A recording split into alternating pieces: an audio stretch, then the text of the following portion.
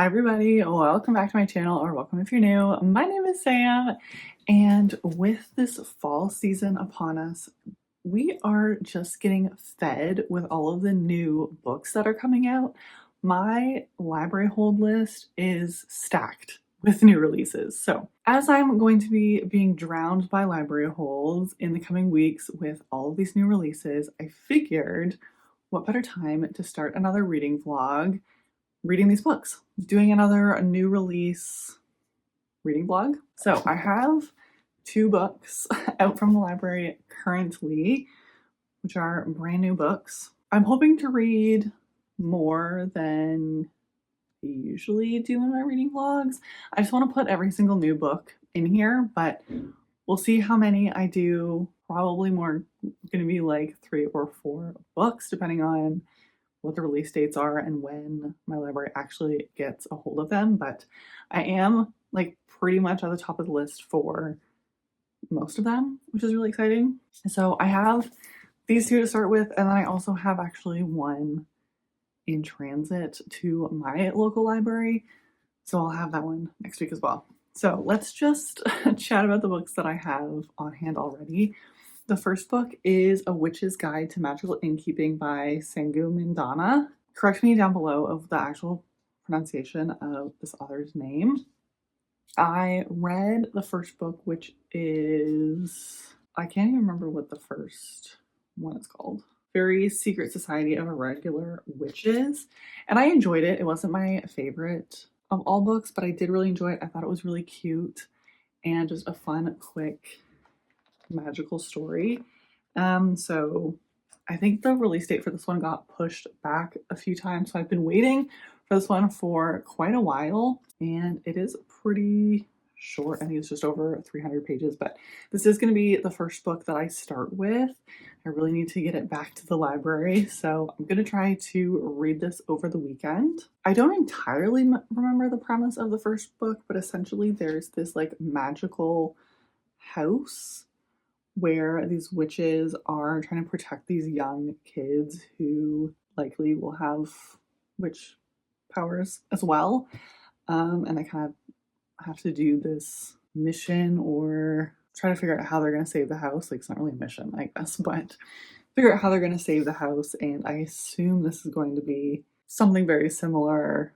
Try to keep the house up to date with renovations and cleanliness. We'll see. But I think it's going to be really cute and just like a sweet romance, but not, I feel like the first one was more like learning about yourself and sort of like self-discovery, trusting yourself. I think it was so sweet. So we'll see what this one is going to be like. Just a cute little fun story to get into the fall spirit. Then the next book that I have out from the library, which I'm so excited about, is Wild Reverence by Rebecca Ross. I don't know a single thing about this book. I just saw that Rebecca Ross was coming out with something else, and I immediately put it on hold at my library. I have been trying to get through Rebecca Ross's backlist a bit. I read and absolutely loved Divine Rivals and Ruthless Vows, and then I've also read The Queen's Rising and have not finished that duology. Definitely need to get back to it. So just very excited for this one.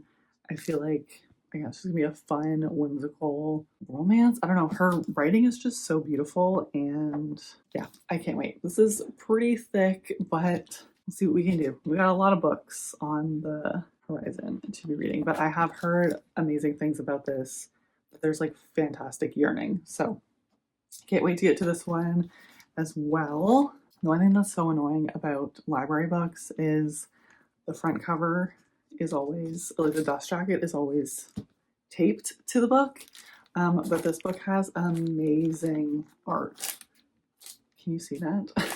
This is another book that we're going to be reading in this video. And then I also have People Watching that I have to pick up soon. That's one that's on the way by Hannah Bonham Young. Recently read Out of the Woods and absolutely loved it. So very excited to pick up that one and get to read it very soon as well. There's just so many books coming out that are like really fall coded, and I can't wait to get my hands on all of them and read them all. But yeah, that's it for now. I will check in once I have an update on Witch's Guide to Magical Innkeeping. I'm hoping to get to a little bit of it today, but I have a feeling I will be reading majority of that over the weekend, which I don't usually film, but I will catch up with you when I'm able and have some updates. Hi everybody, I wanted to do a check-in for this video, but first I just want to say bear with me. My allergies have been kicking my butt all weekend. I feel so congested and like swollen and red. So sorry.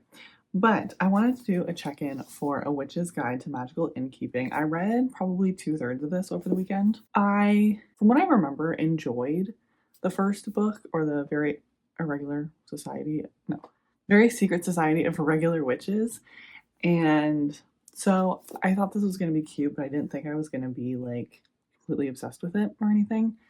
But I absolutely love this book. I don't think it's actually connected in any way to the first one. It's just like the same kind of world, but I also haven't looked into that at all. I did try to look up the characters of the first book just to see if there was any overlap, and it doesn't seem like there is. But this book starts by following Sarah at 15 when her aunt dies out of nowhere, and she completes this resurrection spell, which is apparently illegal in the Witches Guild.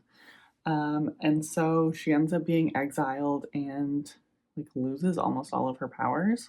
And then it jumps like 15 years in the future, and she's trying to get her powers back. And she runs this magical inn, and there's a bunch of like kind of odd people staying at the inn permanently. And it's just such a sort of silly but heartwarming, like found family sort of situation, and that all these people are just living together and caring for each other. And it's just so cute and whimsical and cozy and just so sweet. There's also our love interest that comes into the picture, who has his younger sister is autistic, and they come to stay at this house.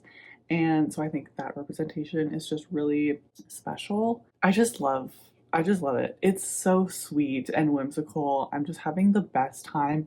There's also, which this happens in like the first or second chapter, while she's resurrecting her aunt, she accidentally resurrects her aunt's pet rooster, but he comes back just as like a skeleton because he's decomposed so much. And so there's just this ridiculous skeleton rooster bopping around. I'm having a great time. It's so cute. It's so sweet. And the sun is going to say hello, but I don't think that my opinions are really going to change that much, but I'm going to try and finish this today, and then I'll come back and tell you my final thoughts. But so cute. So cute. Definitely, if you haven't picked this up already, you definitely should.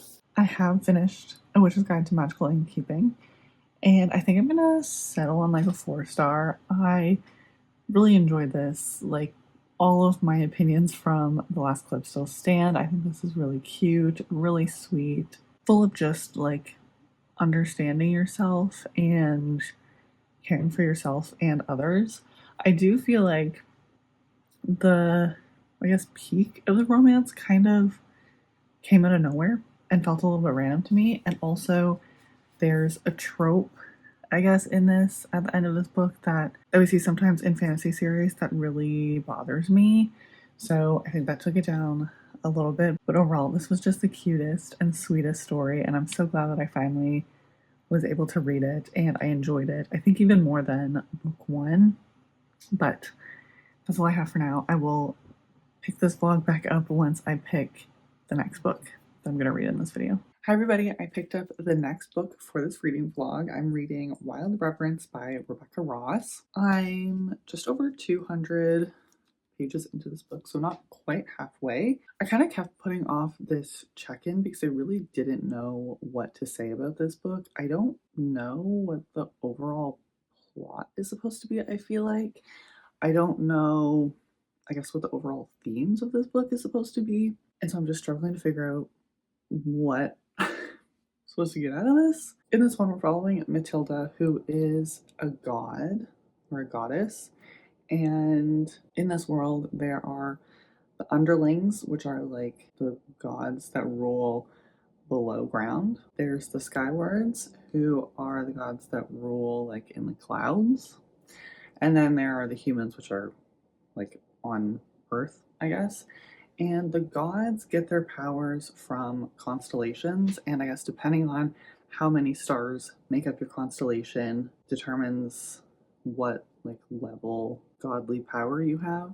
However, the powers have nothing to do with constellations. Like we have a war god, just like as an example, and so we are following the life of Matilda. We get her like birth story, and then we see a little bit of her growing up, and like the whole first section is about her until the age of like 13. And there's a bit of a time jump like right at the end. And so I was really confused as to like who the target audience of this is supposed to be, because I was pretty sure this was an adult book, but she's 13. This isn't even YA. So what is going on? We do jump, and I think our characters are either 26, 27, or 30. The time jump is a little hazy. And I think this is going to be a romance, but just the way that these characters meet, I just can't. They don't have.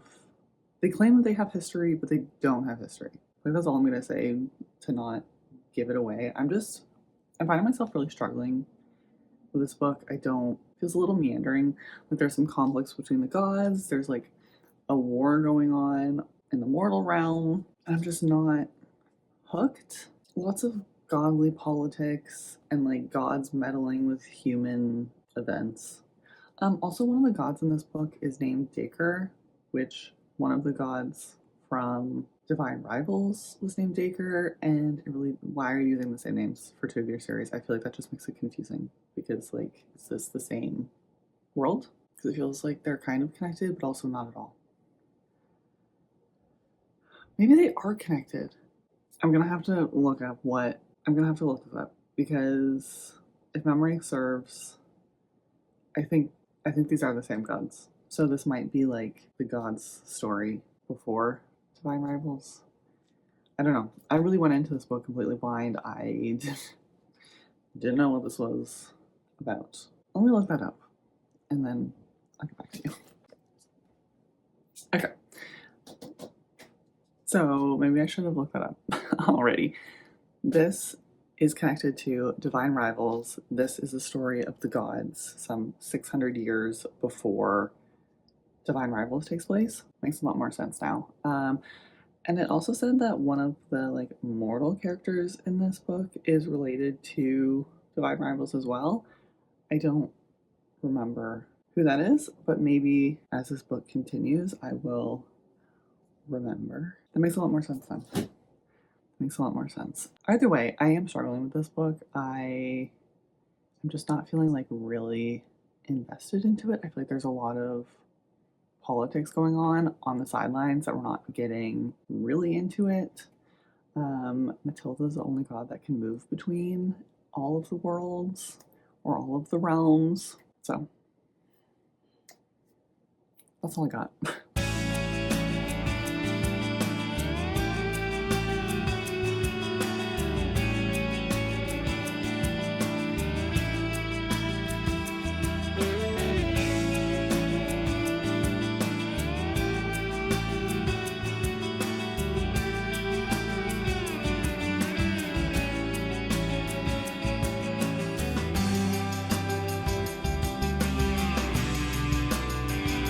Hi everybody, I have some book updates. I'm going to try and do this quick because I have to run out to the office to go to work. So first off, I did end up finishing Wild Reverence the other day by Rebecca Ross. I think I settled on like a 3.5 star for this book. I definitely feel like it picked up for me in the second half, maybe the last 60% or the last 40%. I felt the plot made a lot more sense, and sort of all of the conflicts more aligned and became part of the central plot. I definitely liked our characters together, but everything that I said in the beginning still stands. I just don't buy their connection. The history that they have isn't truly a history to me. And in the time that I guess they did sort of spend together, that was kind of brushed over. It was just stated that they were having these experiences together, but it wasn't really fully delved into and explained at all. So for me, this is good. It was definitely very slow for me. It took me a long time to read and get into, and I never found myself excited to pick this book up. And I guess just the story of the gods I thought was going to be something a bit different or focus on different people. Now, this definitely ended kind of tied up in a little bow. So I don't know if this is part of a duology or if this is just a standalone. I really went into this having absolutely no idea what this was. I just saw that it was a new book by Rebecca Ross and was excited about it. But yeah, this was okay. I feel like you can really tell when I am indifferent to books because I have a very hard time explaining them and explaining my feelings about them. Then over the weekend, I picked up People Watching by Hannah Bonham Young. Just this cover just screams fall to me. I absolutely love this cover. And I'm 120 pages into this so far, and I'm really enjoying it. I feel like a lot of my opinions are still a bit convoluted, and I don't have a very specific thoughts about this book yet, but I never want to put it down. I just want to keep reading and find out what is going to happen next. Milo seems to have a bit of a complicated past. He seems to jump into relationships and jump, not necessarily relationships, jump into like one night stands and physical relationships very quickly, sort of to avoid some of the things that he seems to be going through. But he has come to this small town in like Muskoka, Ontario. So that's fun because I like recognize some of the names of the like surrounding cities and towns. But he's come to the small town to help out his brother who has a bunch of kids. His wife is pregnant and he's working on trying to open this brewery. And in the small town, we also have Prue, who is 24, almost 25.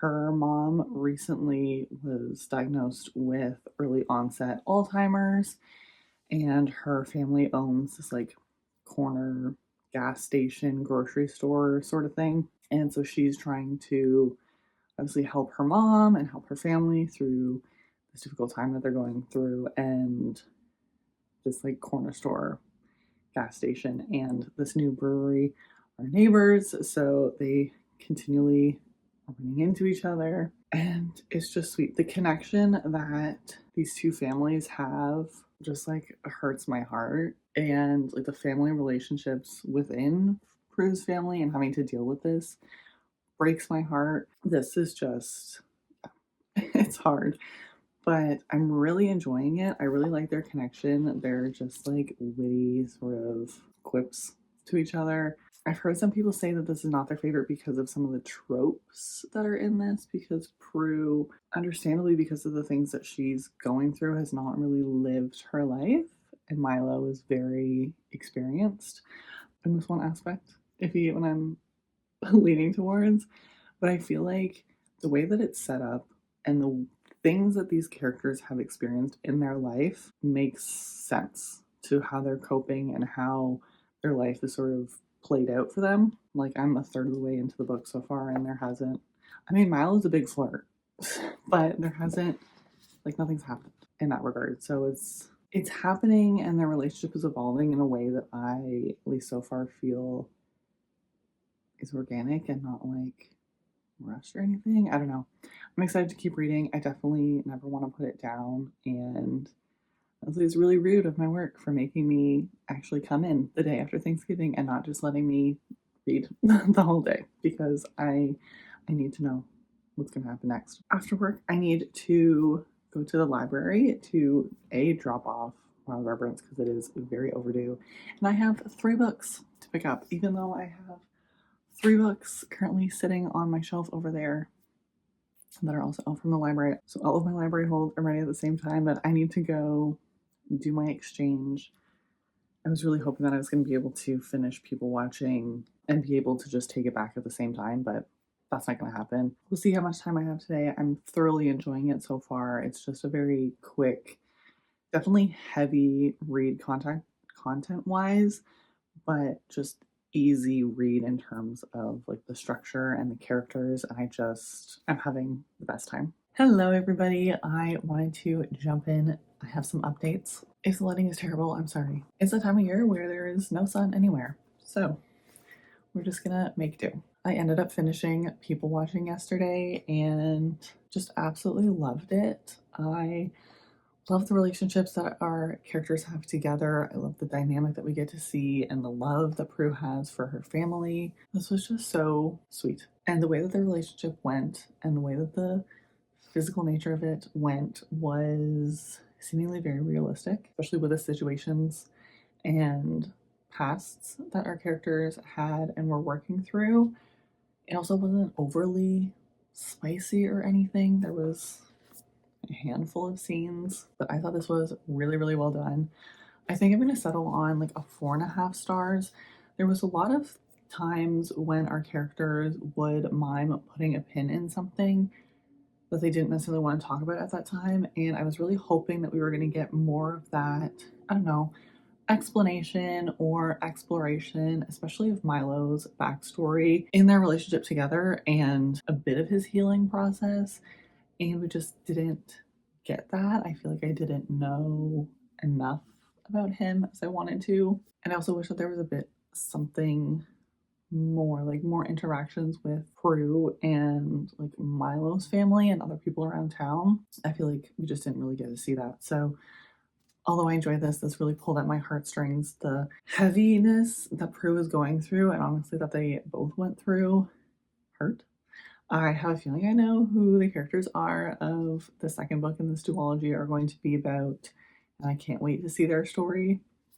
But I absolutely love this. I feel like Hannah is just, her books just keep getting better and better, and I absolutely love them. Next, I very kindly was accepted to get the uncorrected ARC proof of Lila Sage's new release Soul Searching, which did come out September 30th.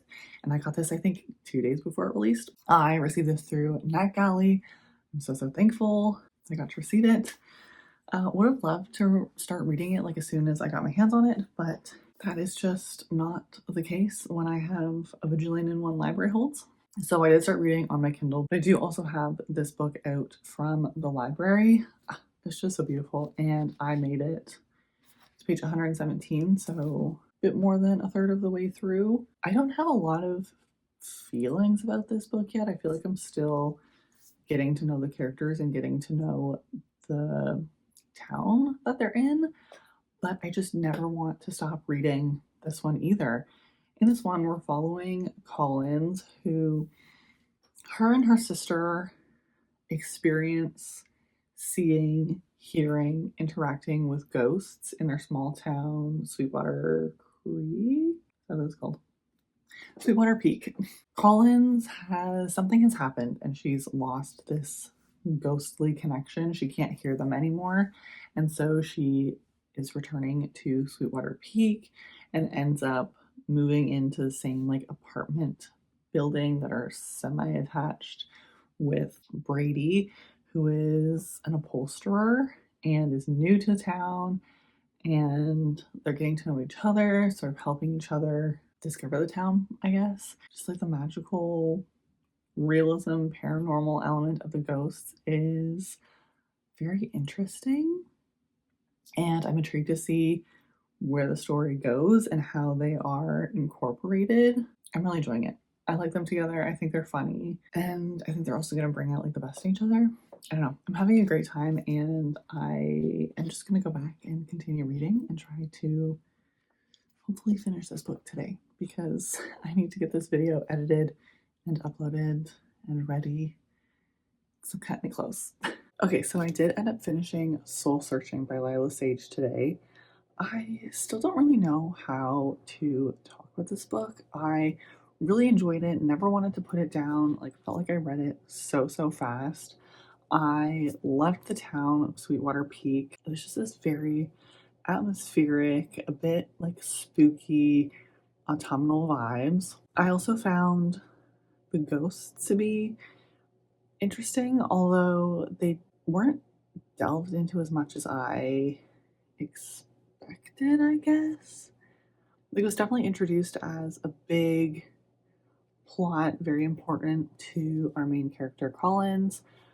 But I feel like as soon as the relationship started snowballing, that was kind of the only focus. And then everything was just kind of tied up to tie it up. I just feel like I wanted to know a bit more about our characters, about what they were going through, and how they were like finding themselves. I feel like there's a lot of messaging in this book that I did really enjoy and I felt was sort of impactful in some way, like about refining yourself and rediscovering yourself, and also all of the relationships and like familial relationships, which again, I feel like, I don't know, I just wanted a bit more from this book. Like, it was definitely cute and sweet and fun, and I read it very quickly, but I don't think it's gonna make a lasting impact, if that makes sense. I definitely still really enjoyed my time with it. I think I'm gonna settle on like a 3.5 star. It was feeling like a 4 star for a while, but I don't know. I feel like I wanted a bit more out of it, and I don't know if it felt so fast because I just basically read it in 24 hours or if it was just the story itself. This was also one of those books that I kind of felt like I was looking at this story through a window. I was a bit one step removed. I just didn't personally feel connected to the characters. So I felt like I was reading a story as opposed to being in the story. But that concludes this reading vlog. This is the only 2 books left that I have from the library for this video and that I need to go and return. I think my favorite of the video was people watching. I just loved the story and this cover was beautiful. I do feel like this was a physical focused relationship, but it made sense with their histories and as well as what they were going through currently. And it wasn't overly physical. I don't know. I feel like I related to it, but I know a lot of people are saying it's incredibly physical. And yes, there is a physical focus that is sort of the basis of their relationship, but I don't think it's any more spicy than some other contemporary romances that I read. But that's just personal preference. Overall, a pretty good reading vlog, mostly bangers.